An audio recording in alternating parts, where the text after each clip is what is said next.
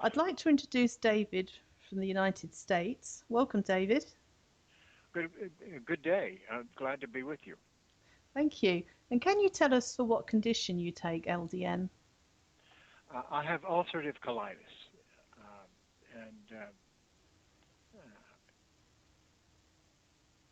I've found, incidentally, I'll mention probably later that I've also had depression for a good long time, but the primary diagnosis that led me to LDN was colitis. Hmm.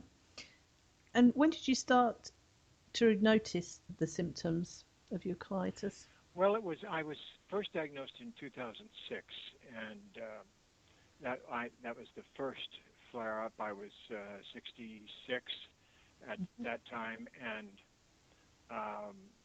all of a sudden I was bleeding, and my assumption was that I've got cancer and I'm going to die. Yeah.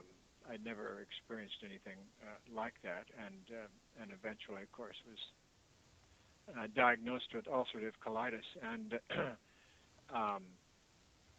actually the gastroenterologist that I dealt with, communication was not her strong suit, and so she gave me a prescription, and it was, and I was to go home, and these were enemas, and what I was supposed to do, believe it or not, was I was supposed to fill my colon with fluid, go to bed, sleep soundly, keeping my sphincters locked down, I guess, in a dream state. I don't know how you do that.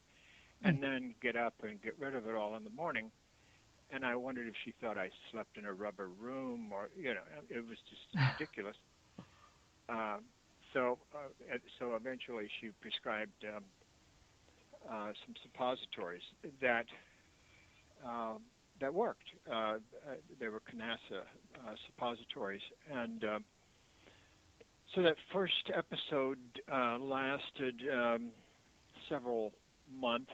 I would say about 8 months, and then went away. And I thought, well, that's the end of that, and I'm glad that. I'm not glad I had the experience, but I'm certainly glad it's over with. And of course, it wasn't. I wasn't over with it by any means. Mm-hmm. And then I got another flare-up, and this one is been going for about a year now. And it was in January of this year that I first found out about low-dose naltrexone. I'm probably getting way ahead of where you want me to be here. No, that's fine. You carry on. Well, it was, I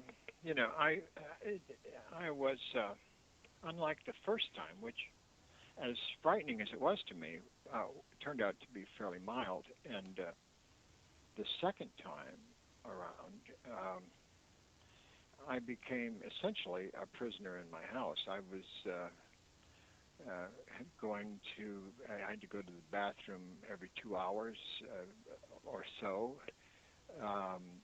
with great urgency. I dared not be more than a few steps away from my bathroom.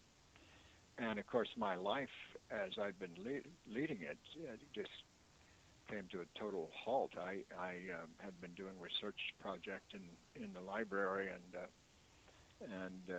I couldn't even take the time to get to the library, let alone to work there. So Mm-hmm.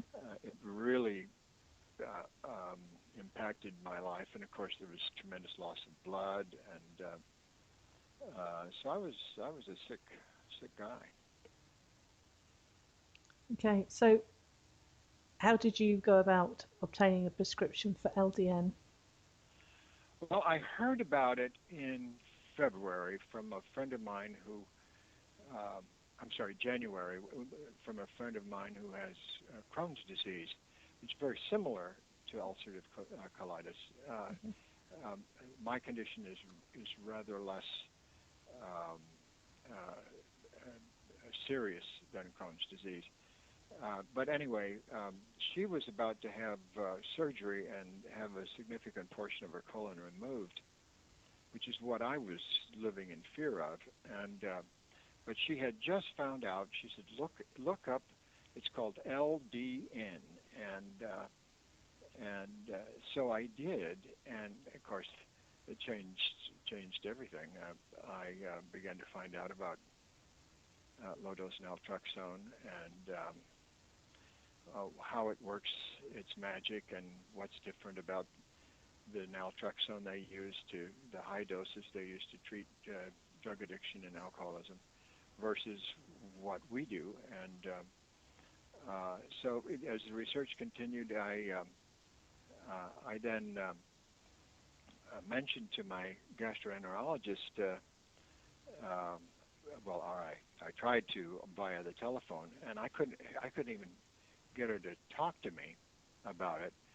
She simply conveyed a message through a nurse to me that A, I have heard about LDN, and B, I will not prescribe it.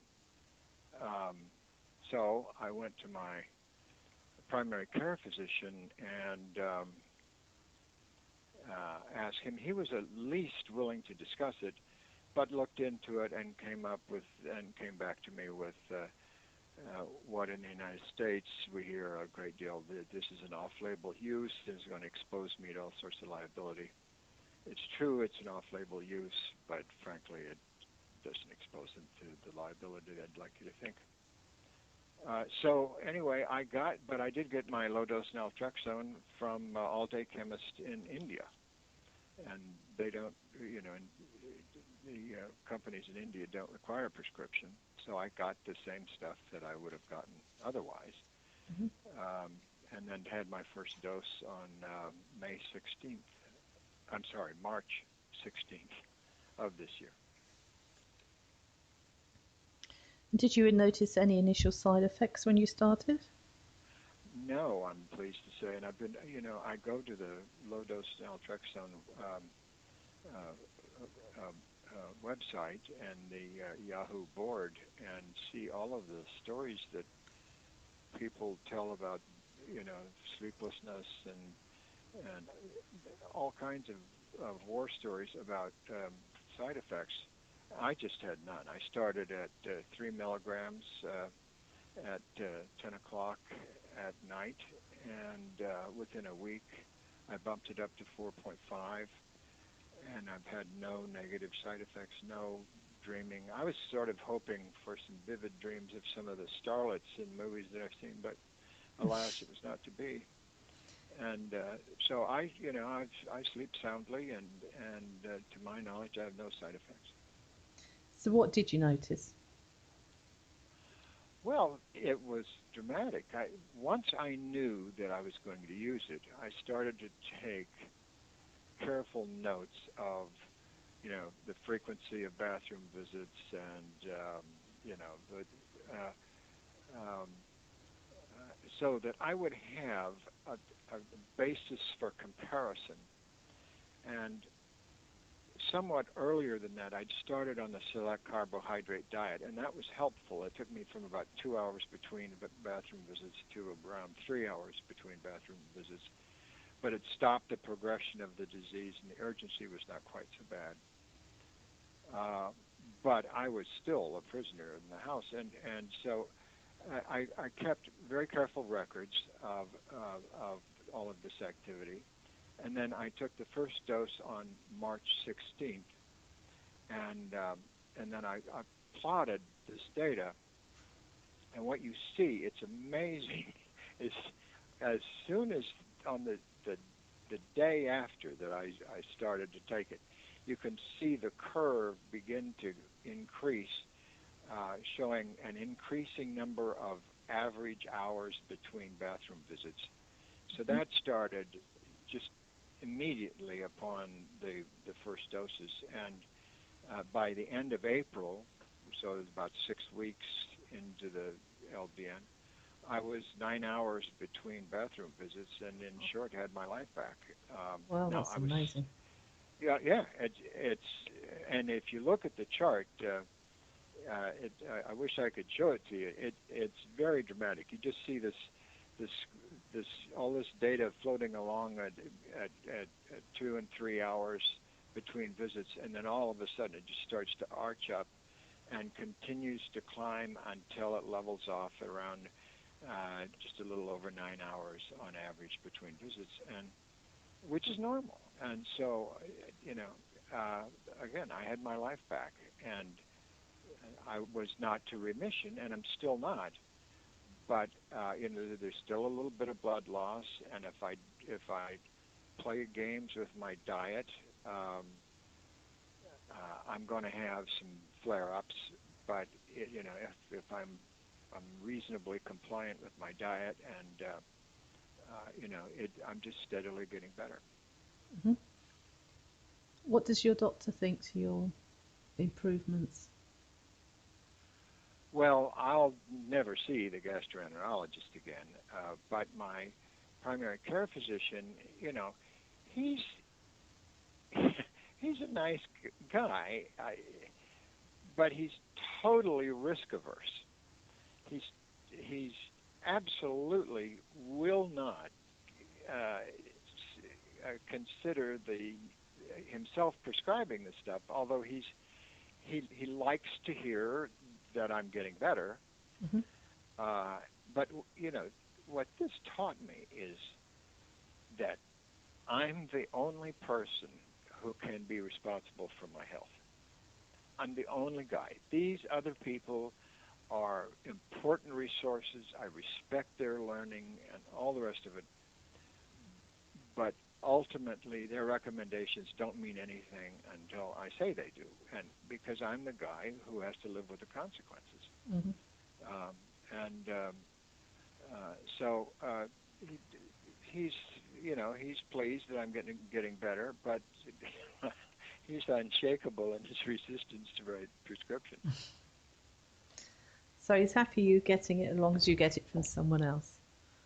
Oh, absolutely, and you know, I'm taking at 4.5 milligrams at bedtime daily. The cost of this medication is a little less than $7 per month. Now that's just astonishing to me, compared to the drugs that, if I would have followed the standard treatment protocol, you know, there was prednisone waiting for me,